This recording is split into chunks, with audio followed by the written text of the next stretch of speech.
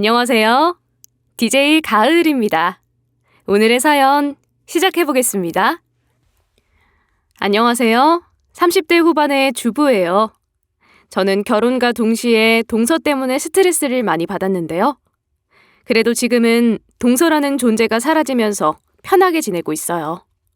그 동서에 대한 얘기를 들려드리고 싶어서 사연을 보냈어요.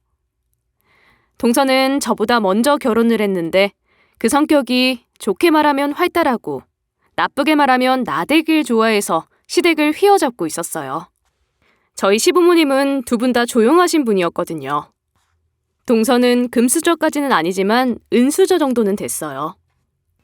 저희 친정 아버지가 우리 결혼할 때 얼마나 신경을 많이 써주셨는지 몰라요. 그때 생각하면 아직도 우리 친정 아버지한테 감사하다니까요. 형님은 그런 게 없어서 많이 서운하시겠어요? 동서 아버지께서 건축업을 하신다는데 집안이 좀 사는 모양이었죠. 결혼할 때 친정에서 이것저것 해준 게 많다는데 굳이 저랑 비교를 하더라고요. 동서는 2년제 대학을 나와 간호조무사 자격증이 있다는데 일은 하지 않고 있었어요. 그에 비해 저는 친정 집안 사정이 좋지 않을 때 결혼을 했어요. 동서와 저는 집안 형편에 차이가 있었죠. 그런데 동서는 자신이 경제적으로 더 여유가 있다는 것과 먼저 시댁에 시집을 왔다는 걸로 갑질을 하더라고요. 형님, 이번에 어머니 댁에서 김장해야 하는 거 알고 계시죠? 저는 바빠서 못 갈 것 같으니까 형님이 가서 수고 좀 해주세요. 안 바쁜 사람이 어디 있어. 동서도 가겠다고 해놓고 이제 와서 갑자기 안 간다고 하면 어쩌자는 거야. 이미 약속된 거였잖아. 그리고 동서도 같이 한다고 해서 그만큼 재료도 더 샀는데 어머님이랑 내가 그것까지 다 어떻게 해. 형님이 저희 집 김치까지 해주시면 제가 맨입으로 넘어가겠어요? 어쨌든 저는 오늘 못 가니까 그런 줄 아세요. 수고하세요. 하루는 김장을 다 같이 하기로 약속을 해놓고 갑자기 당일이 되어서 갈 수 없다고 통보를 하더라고요. 김장해야 할 것들은 엄청 많은데 갑자기 빠지고 자기네 김장까지 해놓으라고 하는데 열이 받더라고요. 어머님, 정말 안 힘드세요? 잠깐이라도 좀 쉬세요. 아까부터 쉬지 않고 일하셨잖아요. 동서가 이렇게 갑자기 안 온다고 하니까 너무 당황스럽긴 하네요. 바빠서 그렇다는데 어쩌겠니? 나는 괜찮으니까 너라도 좀 쉬어라. 그리고 저랑 시어머니랑 둘이서 많은 양의 김장을 해야 했죠. 시어머니는 갈등이 생기는 게 불편하신지 그저 참고 당신이 다 하시려고 하더라고요. 김장이 다 끝나갈 무렵이 돼서야 뒤늦게 나타난 동서가 저한테 5만 원짜리 지폐 한 장을 건네더라고요. 저는 황당해서 이게 뭐 하는 건가 바라만 보고 있었어요. 오늘 많이 바쁘셨죠?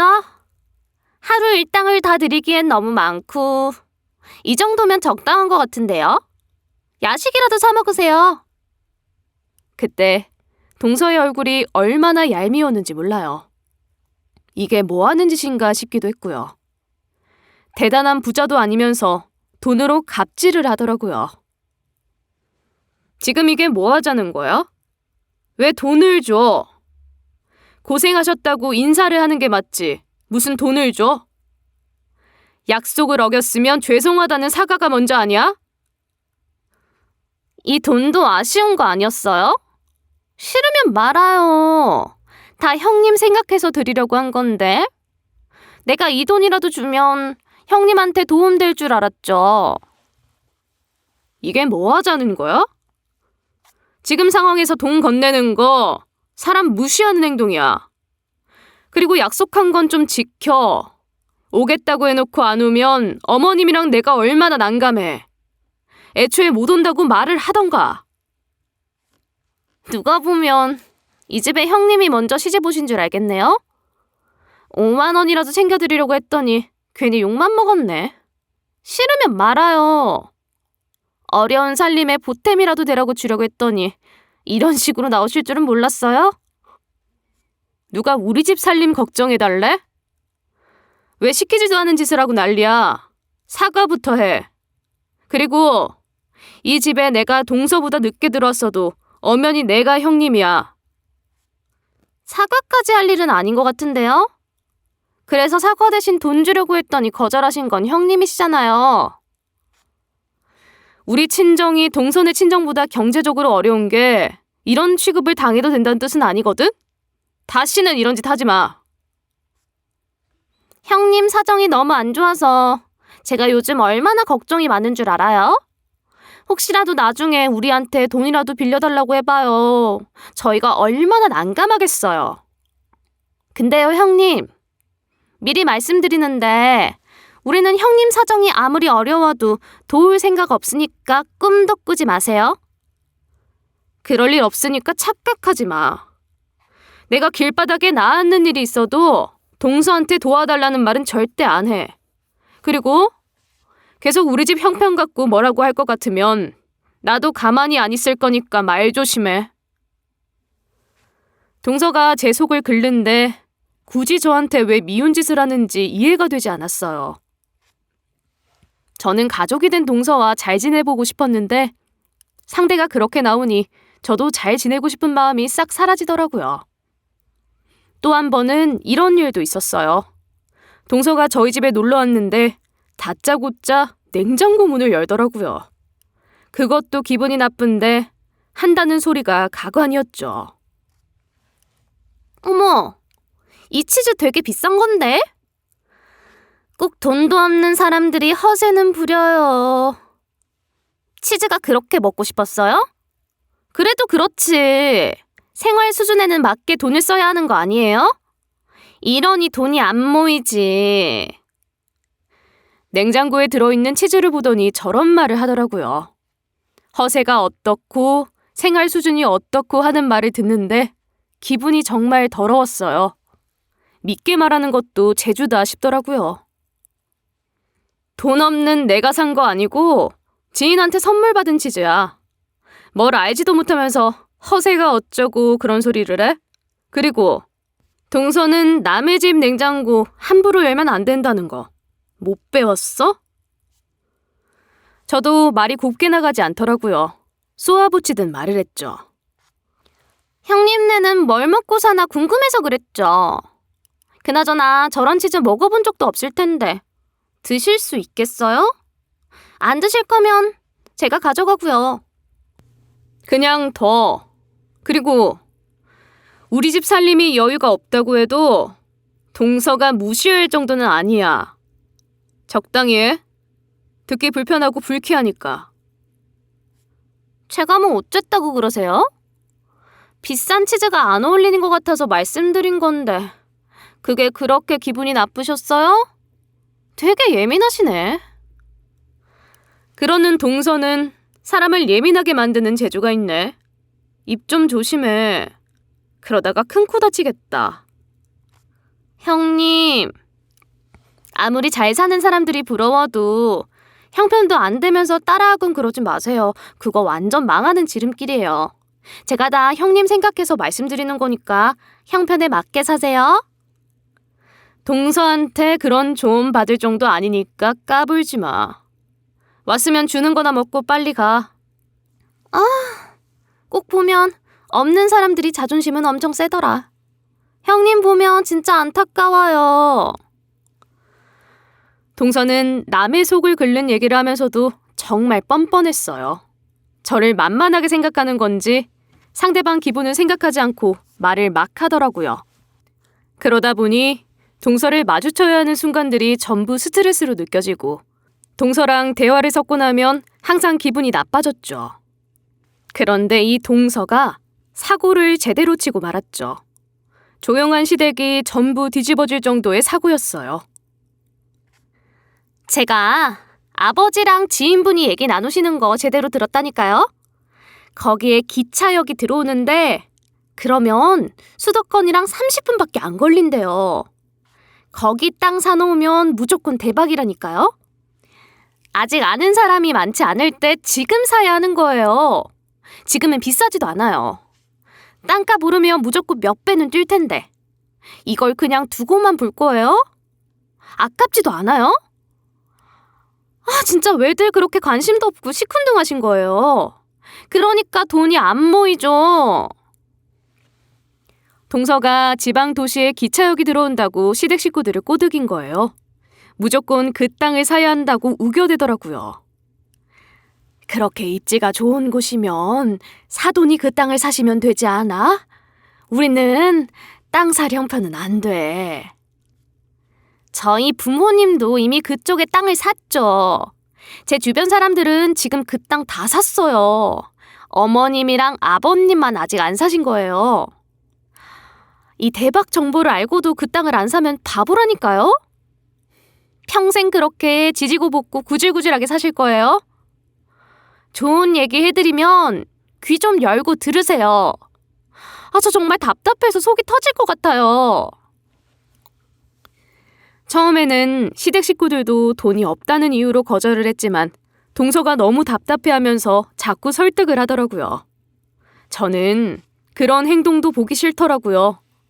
그렇게 좋으면 자기만 하고 말 것이지 왜 주변 사람들을 끌어들이는지 이해가 안 되더라고요. 그런데 시댁 식구들은 저랑 생각이 다른 것 같았어요. 동서 아버지가 건축업을 하시니까 시댁 식구들은 동서가 정말 뭔가 아나보다 생각했어요. 그래서 혹했던 것 같아요. 그래도 땅을 사려면 돈이 있어야 사지. 그 땅 좋은 거 아무리 잘 알아도 살 수가 있나. 이거는 대출을 받아서라도 꼭 사야 하는 땅이에요. 사기만 하면 대박이 나는데 왜 안 사요? 정말 답답해 죽겠네. 집 담보로 대출 받으면 되잖아요. 그것도 안 되면 주변에 아는 사람들한테 돈을 빌려서라도 사야 하는 땅이에요. 제가 어머님, 아버님 부자 만들어 드리려고 이렇게 열심히 설명하는데 어쩜 그렇게 답답한 소리만 하세요? 당신 정말 알고 하는 소리 맞지? 장인어른이 직접 해주신 얘기 맞아? 어디 가서 직접 확인해봐야 하는 거 아니야? 그렇다니까.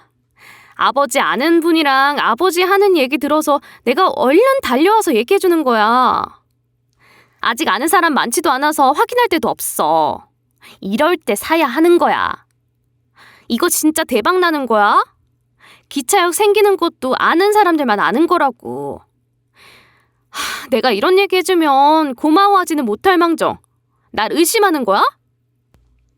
동서의 친정이 여유가 있는 건 맞지만 시동생네 부부는 땅을 살 정도로 여유가 있는 건 아니었거든요. 그래도 동서가 너무 확신에 차서 말하니까 시동생도 혹한 모양이었어요. 저는 아무리 투자 가치가 있는 땅이라고 해도 무리해서 땅을 사는 건 좀 위험하게 느껴졌어요. 아는 사람도 많지 않고 확인할 데도 없다는 게 제일 마음에 걸렸죠. 좋은 정보 알려준 건 고마운데 우리는 너무 무리하면서 땅 살 생각은 없어. 동서도 무리하지는 마. 어머님, 아버님도 무리해서 진행하지 마세요. 아무리 확실한 재테크라도 한 번에 자금을 다 몰아서 하는 건 위험하대요. 형님은 그럴 줄 알았어요. 형님한테는 뭐 큰 기대도 없어서 놀랍지도 않네요. 그리고 투자가 뭔지도 모르면서 무리하지 말라, 어쩌라 말하지 마세요. 나중에 후회나 하지 말고요. 동서는 제가 땅을 사지 않겠다고 하니까 아주 대놓고 비아냥대더라고요.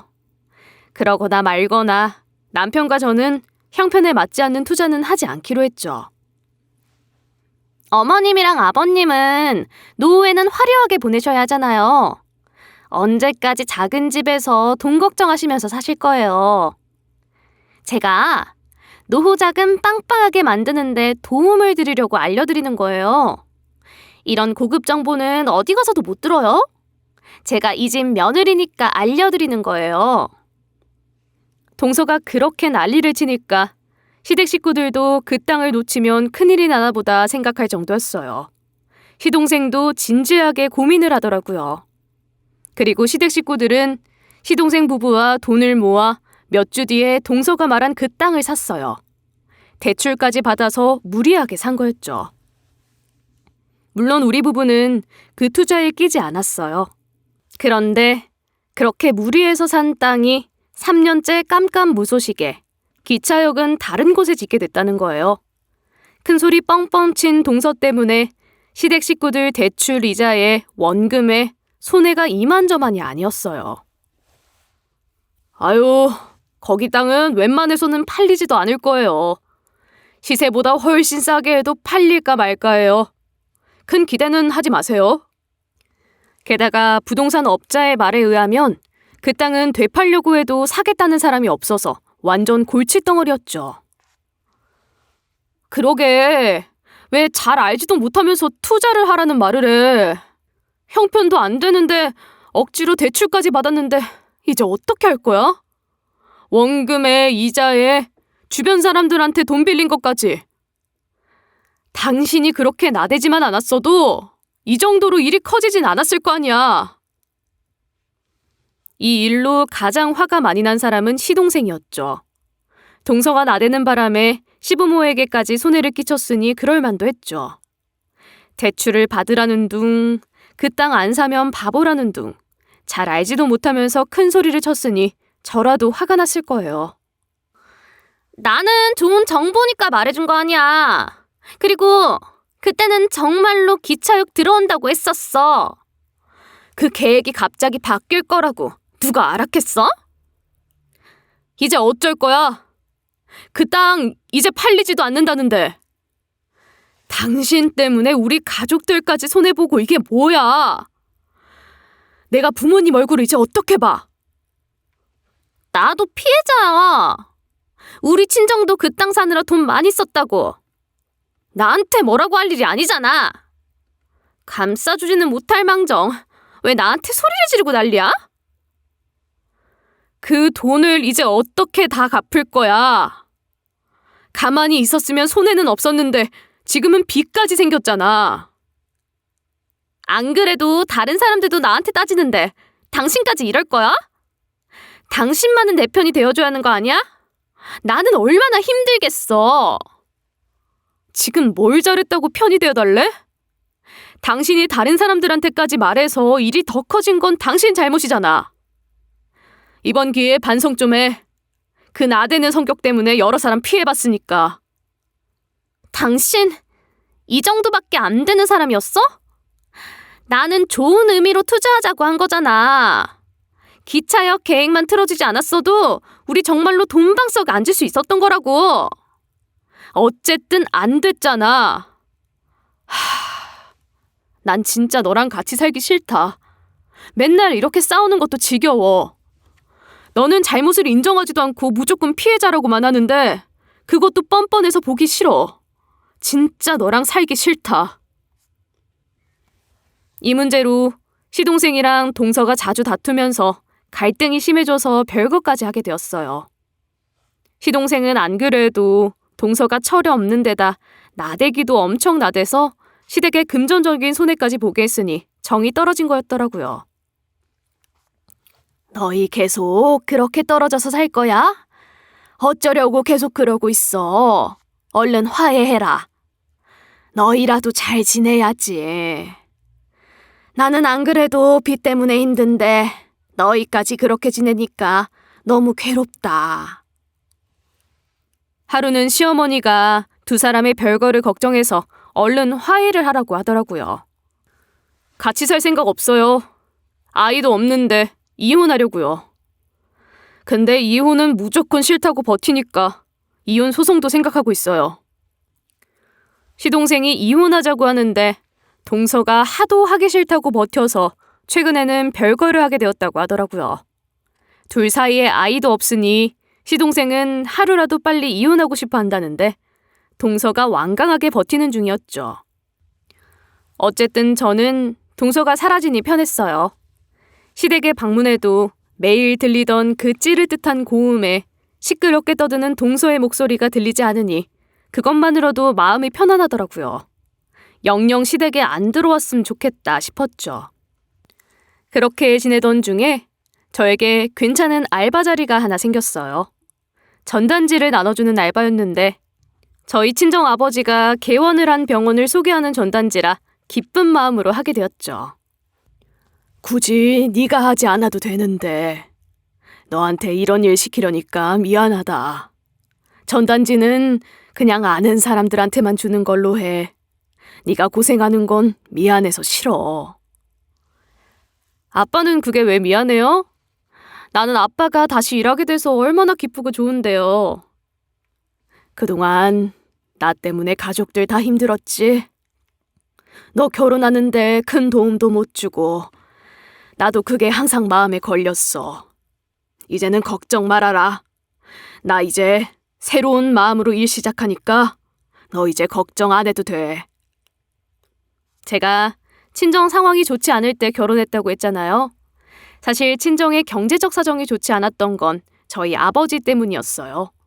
저희 아버지는 의사인데 제가 결혼한 지 1년 전에 의료소송을 당했거든요.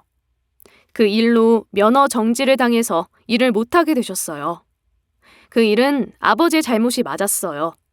과로로 오진을 하셨고 약 처방이 잘못돼서 피부가 뒤집어진 환자가 아버지한테 소송을 한 거였죠. 아버지는 그 일로 많이 힘들어하시더니 바로 개원했던 병원 문을 닫으셨어요. 벌어놓은 돈이 적잖게 있기는 했지만 제가 결혼을 한다고 도와줄 수 있는 형편까지는 아니었어요. 앞으로 어떻게 될지 모르니 엄마도 아버지의 돈을 함부로 쓸 수 없었거든요. 물론 저도 충분히 이해하는 부분이었고요. 다시는 의사 가운은 입지 않을 거다. 의사라는 직업에 내가 먹칠을 한 것 같아. 의사 면허 정지당하고 아버지는 다시는 의사 가운 입지 않겠다고 하셨어요.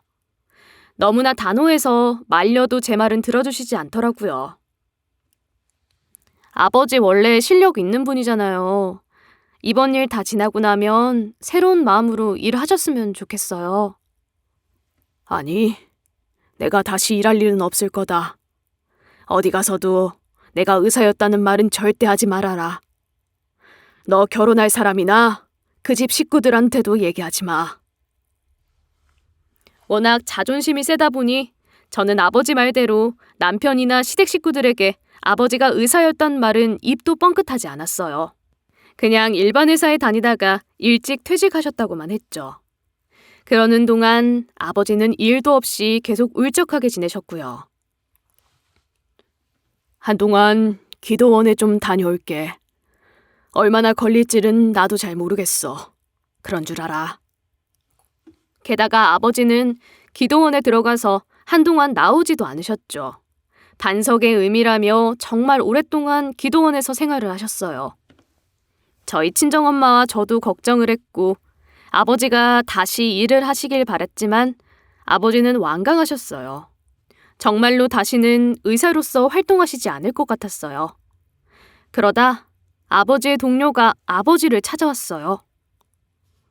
언제까지 이렇게 지낼 거야? 면허 정지도 풀렸는데 일 안 할 거야? 계속 이렇게 지낼 수는 없는 거잖아. 그러지 말고 나랑 동업하는 거 어때? 그렇게 몇 년이 지나고 아버지의 동료 의사가 같이 동업을 하자고 했어요. 전문 피부과는 아니고 클리닉이라고 하더라고요. 의료사고가 날 확률도 적어서 저는 그 일이 아버지에게 맞지 않을까 기대를 했어요. 난 의사로 일할 생각은 전혀 없고 다른 일도 해본 적 없어. 그리고 이제는 욕심도 없고. 자네는 욕심이 없어도 자네 가족들 생각은 안 해? 가족들은 무슨 죄야? 자네 기도원 들어가 있는 동안 자네 가족들은 얼마나 고생을 많이 했냐고. 경제적으로도 힘들었을 거고 마음고생은 또 오죽이나 했겠어. 딸 결혼할 때 뭐 해준 건 있어? 그래도 난 다시 의사가 될 자신이 없어. 안 좋았던 일도 있었고 가족들 보기도 부끄러워. 그리고 면허 정지까지 된 적이 있는데 내가 의사로 지낼 자격이 있는지도 모르겠어. 난 그냥 빼줘. 계속 그러고 있는 게 진짜 부끄러운 거야, 이 사람아. 제발 가족들 고생 좀 그만 시키고 내 말 들어. 이럴 땐 못 이기는 척 같이 하는 거야. 그게 가족을 위하는 거라니까. 자네를 위해서가 아니라 가족을 위해서 일을 하라고. 본인 자존심만 중요하고 가족들은 아무래도 상관없어. 그게 이기적인 거야. 내가 어떻게 다시 의사로서 환자들 앞에 설 수가 있겠어. 가족들한테는 미안하지만 그건 못할 것 같아. 내가 하려는 건 클리닉이야. 피부 시술하는 정도고 약 처방 내릴 일도 거의 없어. 이 정도면 자네 불편한 것도 덜 할 거야. 우리는 피부과 전문의가 필요하니까 자네가 같이 있어줬음에 내 부탁이다. 좀 들어줘. 당연히 처음에는 아버지도 완강하게 거절을 하셨지만 가족들 고생 좀 그만 시키라는 동료의 말에 아버지도 천천히 마음을 바꾸셨어요. 그렇게 우여곡절 끝에 아버지는 동료와 함께 병원을 개원하시게 된 거죠. 오늘 이 근처 지인들하고 약속이 있는데 전단지 가져가서 지인들 좀 나눠줄게요. 아버지 병원 개원하는 날 병원을 찾아갔어요. 아버지가 다시 일을 시작한다는 게 너무 기뻐서 제일 먼저 찾아갔죠. 그리고 전단지가 보이길래 저는 기쁜 마음으로 몇 장 챙겨 나왔어요. 그날 동네 지인들과 모임이 있어서 나눠줄 생각이었죠.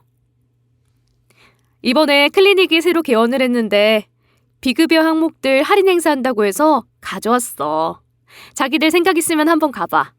내가 소개해서 왔다고 하면 할인될 거야. 지인들에게 전단지를 나눠주며 얘기를 나누고 있는데 생각지도 못했던 사람이 나타나더라고요. 시동생과 별거 중인 동서였어요. 모르는 척 그냥 지나갔으면 상관이 없는데 동서가 저에게 다가오더라고요. 형님, 많이 힘드신가? 제가 일하는 병원이니 아는 채 마세요.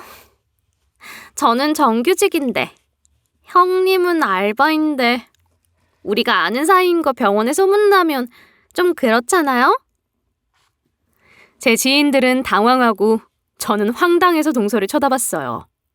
시댁에 크게 손해를 끼쳐서 시동생과 별것까지 하게 됐으면서 굳이 왜 저 앞에 나타나서 듣기 싫은 말을 하는지 모르겠더라고요. 무슨 심보가 저렇게 못됐나 싶었어요. 자기들 미안. 나 먼저 일어날게. 병원은 생각 있으면 내 얘기하고 한번 찾아가 봐. 저는 동서랑 말도 섞기 싫어서 자리에서 일어났죠. 그리고 아버지 병원으로 향했어요. 동서가 아버지 병원에서 일한다고 하니까 그거 확인하려고 병원으로 향한 거였죠. 그랬더니 이 웃긴 동서가 저를 따라오더라고요. 형님, 설마 병원 가서 나랑 아는 사이라고 말하려는 건 아니죠? 아니면 설마 지금 전단지 돌린 거 알바비라도 받으러 가는 거예요? 그 와중에 알바비까지 챙기는 것도 진짜 구질구질하다. 사람들 모아서 전단지 주는 거 안 창피해요? 돈이 없으면 사람이 저렇게 자존심도 없어진다니까. 제 말 안 들려요? 돈은 뭐 나만 없어? 심심해서 그러니? 왜 나까지 쫓아와서 이 난리를 쳐? 네가 지금 나한테 아는 척할 때야? 내가 모르는 척 해야 할 이유가 뭐가 있는데요? 지금 제일 창피한 사람은 형님 아닌가? 시댁에 투자하라고 그 난리를 쳐놓고 돈 다 말아먹게 해놓고 형님 하면서 쫓아오고 싶니? 구질구질하게 사는 거 지겨워서 얘기 좀 해준 게 뭐가 그렇게 잘못이야? 내가 뭘 그렇게 잘못을 했는데? 사람들 도와주려고 했던 거지. 그래서 결과가 이게 뭐니? 너 때문에 가족들이 얼마나 힘들었는지 알아? 우리는 그 이상한 투자 안 했으니 망정이지. 그러면서 나한테 돈이 없어서 구질구질하다. 그런 말을 할 자격이 있냐고. 넌 지금 다른 사람들까지 찾아와서 손해본 거 내놓으려고 한다며. 난 적어도 빚은 없어. 그래서 알바하는 게 그렇게 자랑스러우세요? 그래도 나는 정규직이야. 형님은 전단지 알바나 뿌리고 있고.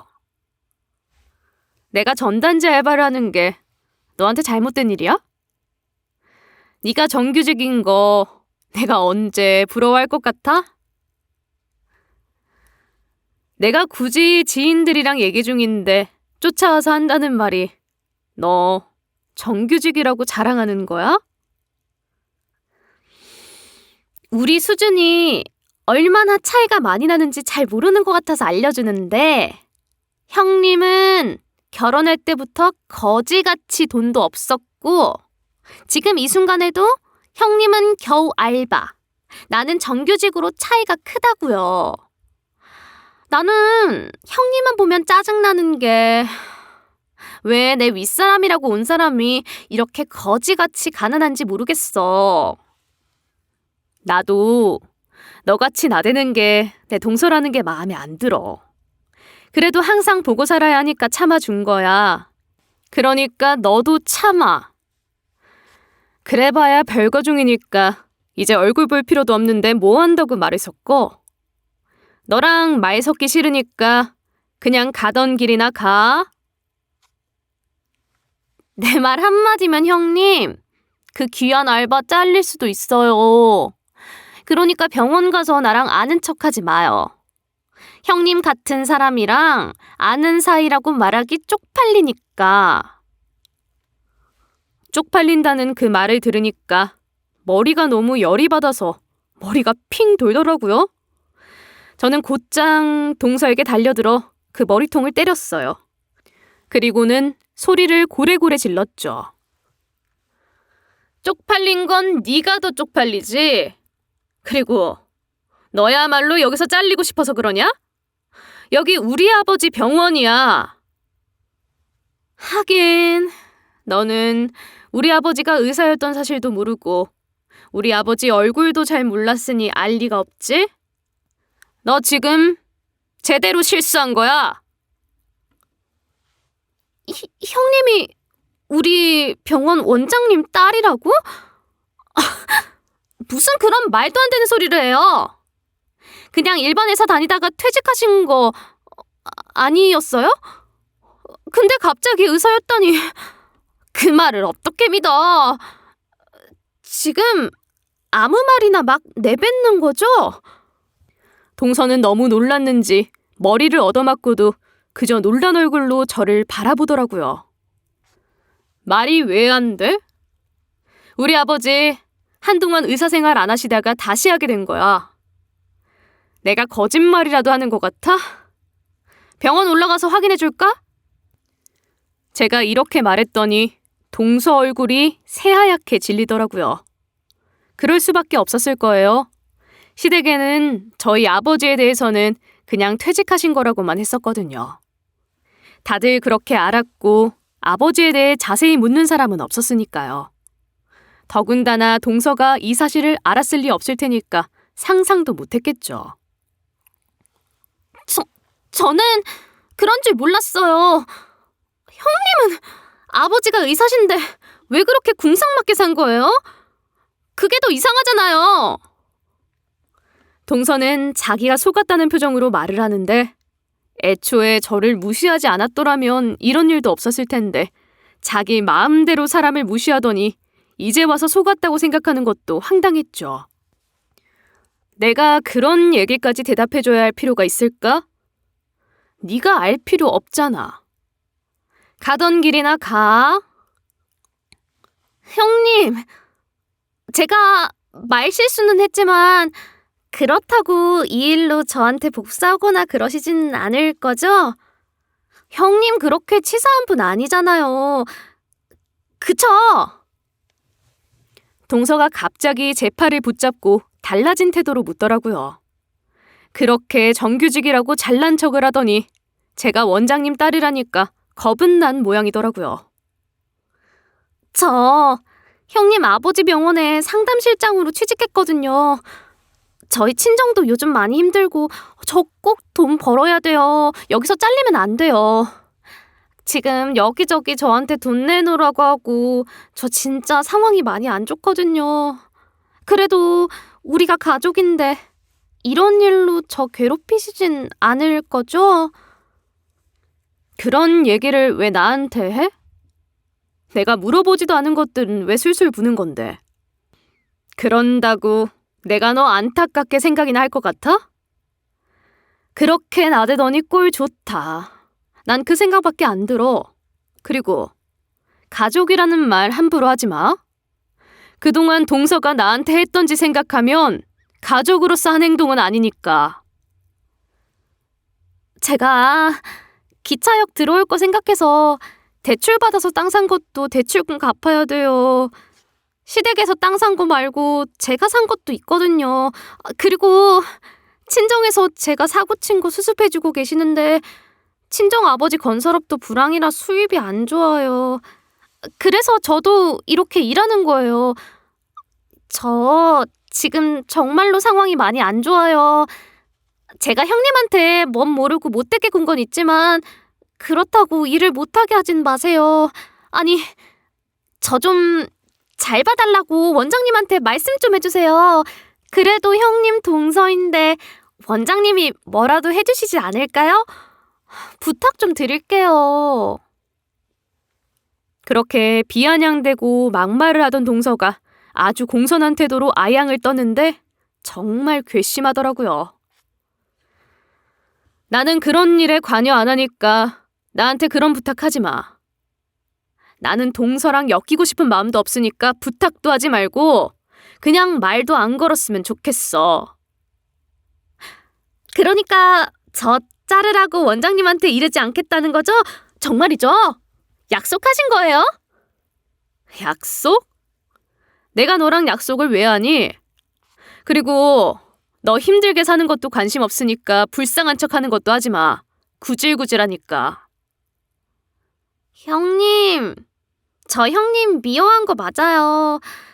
갑자기 제 위로 형님이 생겼다는 것도 마음에 안 들고 친정집도 저희보다 못 사는 것 같아서 만만하게 생각한 것도 맞아요. 그래도 형님, 제가 얼마나 잘못했는지 알아요. 제가 잘못했어요. 내가 원장님 딸이라니까 이제서야 나한테 잘못했다고 말할 생각이 들어? 웃기네. 아, 형님. 왜 저한테는 의사 딸이라고 말씀 안 하셨어요? 그건 형님이 잘못하신 거죠. 그렇게 무시를 당하면서 왜 참으셨어요? 동서가 저에게 팔짱을 끼면서 애교까지 부리더라고요. 처음 보는 사근사근한 모습이었죠. 엉겨붙지 마. 지금 와서 미안하다고 하는 건 안 들은 걸로 할 거야.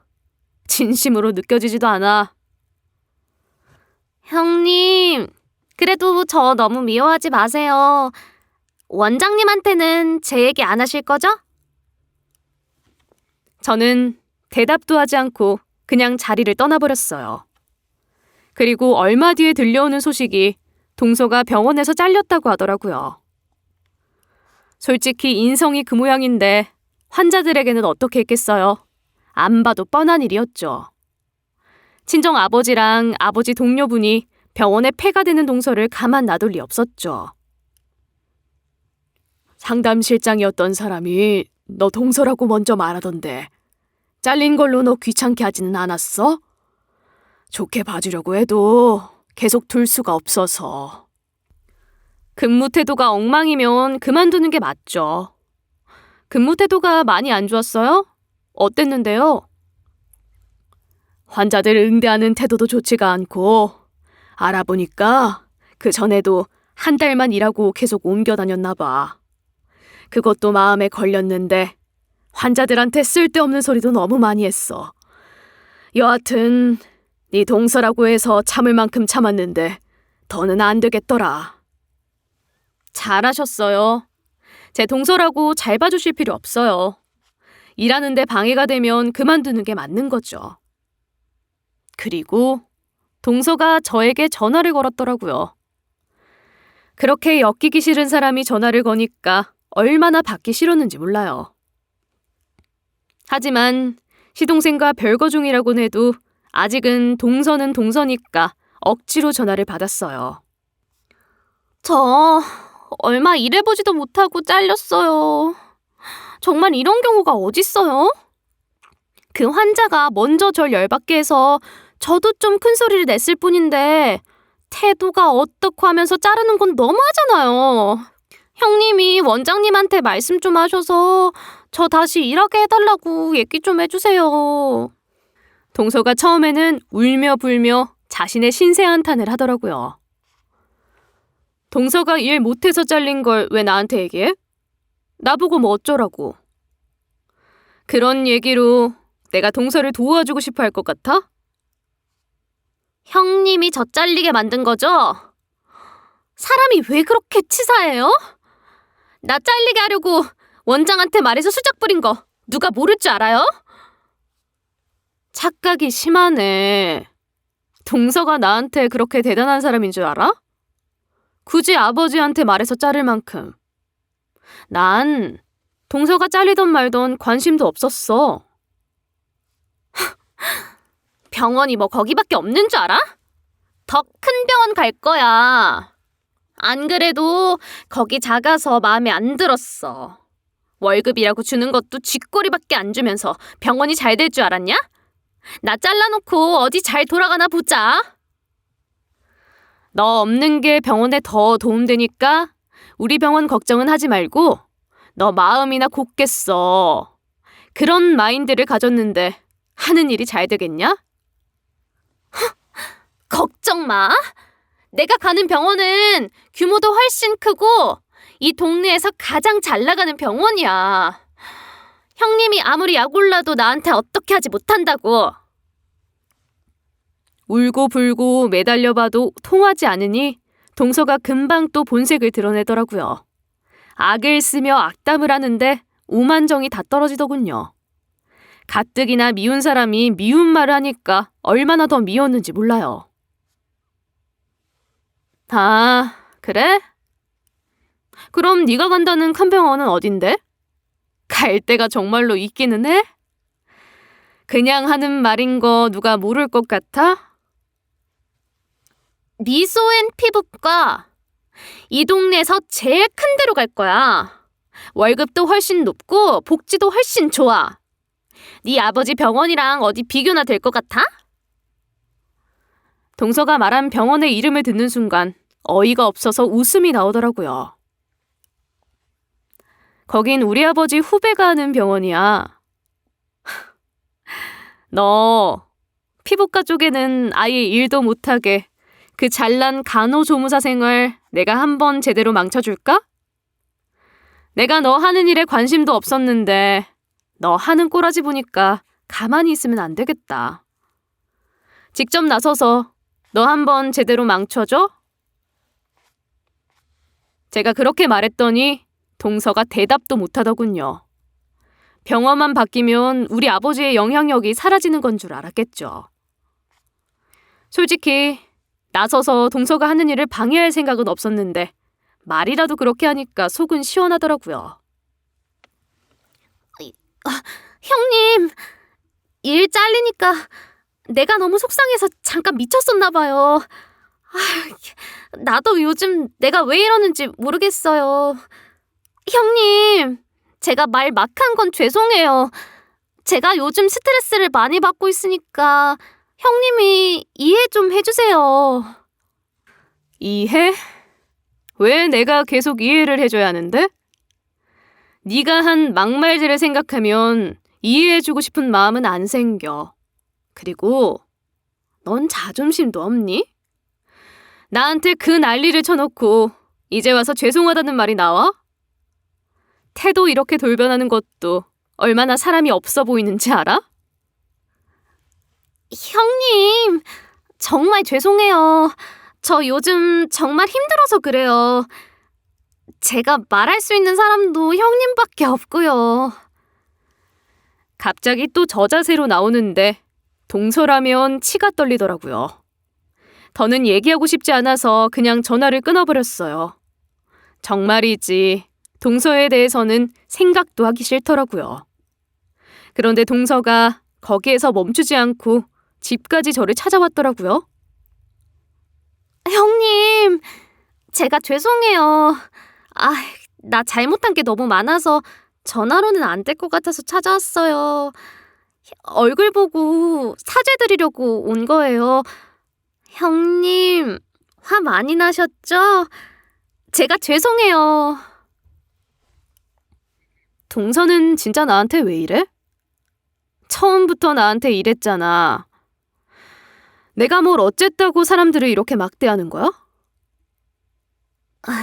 형님은 저보다 가난하니까 궁상맞게 사는 거 보기 싫었어요. 그런 거 보면 괜히 짜증나고 그래서 그랬어요. 그걸 지금 말이라고 해? 내가 가난한 걸로 동서한테 피해 준 적 있어? 동서한테 돈 빌려달라고 한 적 있어? 가난한 것도 죄야. 그때는 제가 형님이 원장님 딸인지 몰랐을 때 그런 거잖아요. 이해하세요. 내가 원장 딸이 아니면 막대해도 되는 거야? 그런 생각이 더 잘못된 거 아니야? 제가 잘못했어요. 저 철없는 거 아시잖아요. 저 이제 일 못하면 진짜 큰일 나요. 형님이 저에 대해서 얘기 좀 잘해주세요. 저 생활비만 부족한 게 아니에요. 앞으로 갚아야 할 빚도 많아요. 난 동서 일에 애초에 관여한 적도 없고 관여할 생각도 없으니까 동서 일은 동서 힘으로 알아서 해. 그리고 더는 얘기하고 싶지 않으니까 내 집에서 나가. 지금 당장 나가. 동서는 그렇게 제 집에서 쫓겨나듯 나갔어요. 그리고 얼마 후에 들리는 소식이 시동생이 동서와 이혼을 했다고 하더라고요. 시동생이 이혼 소송을 했고 전 동서는 시동생에게 위자료까지 내야 한다고 했어요. 전 동서가 그렇게 아끼며 아가들이라고 부르던 명품 배트까지 팔았다고 하더라고요. 이 얘길 전부 어디서 들었냐고요? 전 동서가 저에게 직접 해준 얘기예요. 가끔 저에게 전화를 해서 신세 한탄을 하거든요. 자기 이렇게 힘드니까 도와달라는 뜻으로요. 이혼 소송도 당했죠. 위자료까지 내야 하는데 당장 먹고 살 돈도 없어요. 우리 아가들 그 예쁜 명품백들을 다 팔았는데도 방법이 없더라고요. 저는 남편이 저한테 이혼 소송까지 할 거라곤 생각도 못했어요. 남편이 아니라 이제는 전 남편이라고 해야지. 그리고 알바라도 하지 그래? 나한테 이렇게 전화해서 신세 한탄할 시간에 알바 자리라도 찾는 게 낫지 않겠어? 알바도 해봤죠. 근데 이상하게 얼마 안 돼서 자꾸 그만두라고 하라는 거예요. 어떻게 된 게 한 달도 안 됐는데 그만 나오라는 거 있죠? 저 그래서 말인데요. 형님 아버님이 아는 사람 병원 소개해 주시면 안 돼요? 월급도 좀 많이 주는 그런 병원으로요. 성실함이라고는 일도 없는 사람이라 안 봐도 뻔하더라고요. 사람들 응대하는 거에도 문제가 있고 성실하지도 않은 사람이 알바라고 열심히 했겠어요? 알바까지 잘렸다는 얘긴 놀랍지도 않더라고요. 미안하지만 전 동서에게 병원을 소개해줄 때는 없어. 난 그런 일에 개입하지 않는다고 했잖아. 저 요즘 전단지 돌려요. 카페 같은 데서 알바라도 해보려고 했는데 그것도 쉽지 않아서요. 여름엔 너무 덥고 겨울엔 너무 추운데 앞으로 계속 전단지만 돌릴 수는 없잖아요. 형님이 얘기 좀 잘해주세요. 어이가 없더라고요. 제가 전단지 돌린다고 그렇게 무시를 하던 동서가 지금은 자기가 전단지를 돌리고 있다고 하더라고요. 사람 일이라는 게 정말 어떻게 될지 모르는 거구나 싶었어요. 저기 있잖아. 이제 이렇게 전화하는 거 안 했으면 좋겠어. 난 이런 신세 한탄 듣고 싶지도 않고 솔직히 우리가 전화할 사이는 아니잖아. 이제는 알아서 살아. 형님이 갑자기 그렇게 저를 끊으시면 제가 너무 당황스럽죠. 제가 그때 사과도 했잖아요. 우리 이제 형님 동서라고 부르는 것도 안 맞는 것 같은데 이제는 연락하지 마. 그 뒤로 저는 전 동서의 연락을 끊었어요. 그러고도 저에게 전화를 걸곤 했지만 받아주지 않았죠. 전 동서야 어떻게 되든가 말든가 제 관심 밖의 일이었거든요. 어쨌든 저는 망나니 전동서 때문에 너무 힘들었는데 지금은 전 동서가 더는 제 인생에서 마주칠 일이 없다는 것만으로도 너무 좋아요. 저한테 막말을 하며 저를 무시하고 함부로 대하던 전동서는 자기가 판 무덤에 자기가 들어간 거죠. 요즘엔 시댁도 조용하고 제 생활도 많이 조용해졌어요. 전동서 한 사람이 시댁을 쑥대밭으로 만들긴 했지만 이제는 조용해져서 좋아요. 그리고 저희 아버지가 하시는 클리닉은 운영이 아주 잘 된다고 하더라고요. 너 결혼할 때 나 힘든 것만 생각하고 도움을 전혀 주지 못했던 거 항상 마음에 걸렸다.